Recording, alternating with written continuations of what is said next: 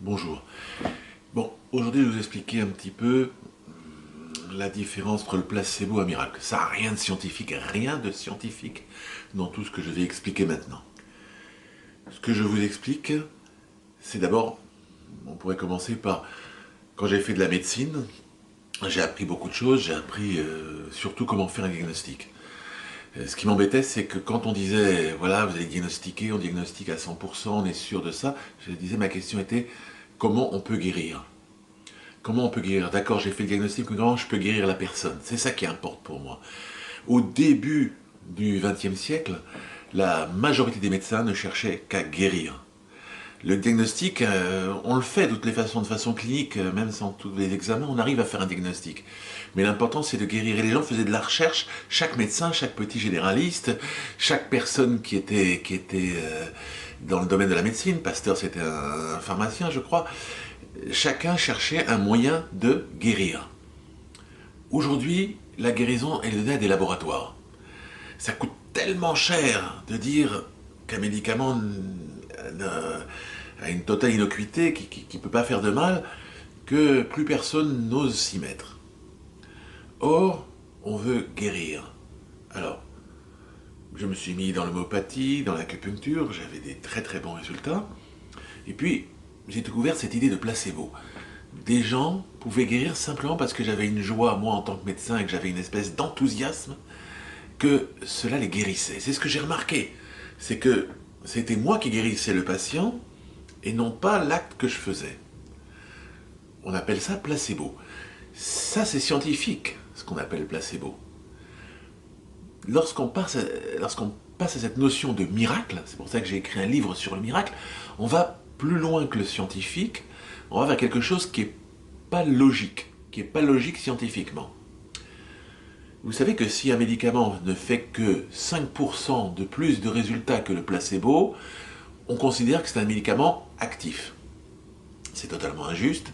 Si vous avez un placebo, par exemple, va guérir à 40% telle maladie, et le médicament va faire 45% donc 5% de résultats en plus, on dit que le médicament est actif. C'est vraiment faire plaisir au laboratoire. Alors, lorsque je parle maintenant de différence entre le miracle et le placebo, je vais m'expliquer et vous allez comprendre. Il y a eu des études qui ont été faites sur des médicaments. Donc, vous savez comment on fait l'étude en double aveugle, on donne des placebos, on donne des médicaments. Le médecin ne savait pas quels étaient les effets secondaires de ce qu'il donnait, en ne sachant pas s'il donne un placebo ou un médicament. Le patient ne savait pas non plus quels étaient les effets secondaires de ce qu'on lui avait donné. Alors, il y a eu des patients qui ont reçu des placebos, donc des médicaments où il n'y a rien, du sucre. Eh bien, le patient a eu les effets secondaires du médicament, les vrais effets secondaires du médicament. C'est-à-dire que s'il avait pris vraiment le médicament, il aurait eu, je ne sais pas, des maux de tête, des maux de ventre, je ne sais pas quoi. Il a eu ces vrais effets secondaires sans que lui sache quels sont les effets secondaires, sans que le médecin sache quels sont les effets secondaires. Il n'y a pas eu de transmission de pensée entre l'un et l'autre, pas eu d'induction de l'idée des effets secondaires. Alors c'est intéressant, c'est-à-dire qu'on voit qu'il y a un effet qui se fait sans que personne sache d'où il se fait. C'est totalement illogique. Mais pour moi, c'est très intéressant.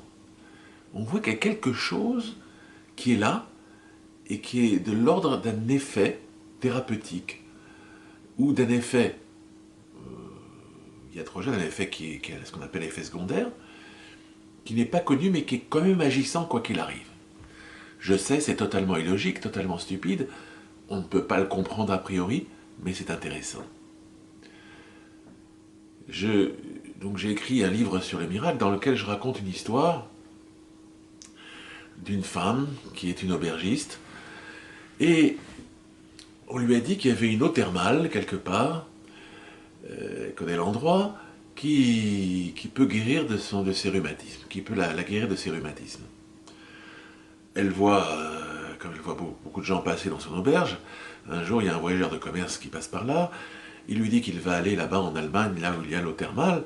Elle lui dit, oh, écoutez, s'il vous plaît, rapportez-moi une bouteille de là-bas. Je sais que cette eau peut guérir mes rhumatismes. Alors, très bien. Le voyageur de commerce fait ses voyages. Il revient un jour à l'auberge où se trouve cette dame qui souffrait de rhumatisme. Et avant d'arriver dans l'auberge, hop, mince, j'ai oublié de prendre l'eau quand je suis passé dans la ville où il y avait cette eau thermale. Alors il est un peu embêté. Qu'est-ce qu'il fait? Il prend une bouteille, il la remplit d'eau du robinet, de l'endroit d'où habite d'où il se trouve, et il la porte à l'aubergiste. Ah, l'aubergiste est très contente, merci beaucoup. Et elle boit l'eau. Le lendemain, le surlendemain, ça va de mieux en mieux. Ses rhumatismes disparaissent. Elle guérit. Alors, dit, bon, très bien, les scientifiques vont dire, ah, écoutez, vous voyez bien, effet placebo. On va dire, il y a eu plus que l'effet placebo. Est-ce qu'il n'y a pas eu un processus qui a fait que l'eau en elle-même a changé par la pensée de la personne qui l'a prise ou par la pensée du voyageur de commerce? Ce qui a été étonnant, c'est qu'elle a donné cette eau et à beaucoup de gens qui ont guéri aussi de leur rhumatisme. C'était toujours cette eau du robinet. Ah, bah, l'effet placebo s'est transmis à tout le monde. C'est ce qu'on va nous dire scientifiquement. Maintenant, quelqu'un avait pris un jour cette eau, sans savoir qu'elle avait un effet pour le rhumatisme, et a guéri de son rhumatisme. Comme si l'eau avait pris un pouvoir guérisseur. Alors, ça paraît stupide, c'est pas scientifique du tout. C'est pas scientifique du tout, mais on réfléchit, on discute, et on étudie des phénomènes qui ne sont pas scientifiques, qu'on ne peut pas toujours comprendre, mais que peut-être on pourra reproduire si on les comprend à un moment donné. Il y a eu quelque chose, une espèce de force qui a fait que l'eau est devenue curatrice. Si je regarde et je m'intéresse toujours aux spiritualités d'avant, aux sciences, aux médecines d'avant, je m'intéresse à ce qui a été les techniques de guérison qu'il y a pu y avoir au Moyen-Âge, dans l'Antiquité.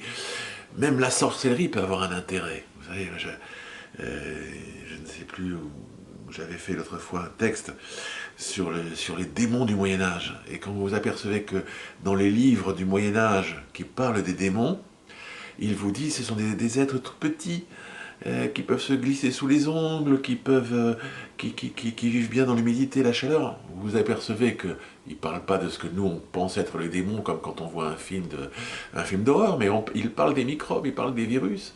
Ils appellent ça démons, mais ce sont des virus.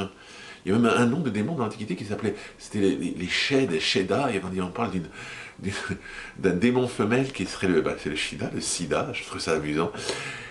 Donc, c'est là tout l'intérêt, il peut y avoir un effet qui est au-delà de la compréhension. Je vais être obligé d'arrêter la vidéo parce que je crois que sur YouTube on doit s'arrêter, mais je vais continuer sur cette idée.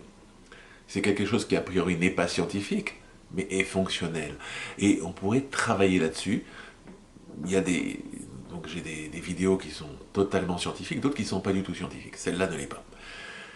Mais croyez-moi, c'est intéressant, il y a un processus de guérison qui se trouve dans je ne sais quel flux spirituel, je ne sais pas, à étudier, à réfléchir. Et c'est peut-être la différence qu'il y a entre le miracle et le placebo. On en reparle dans une autre vidéo.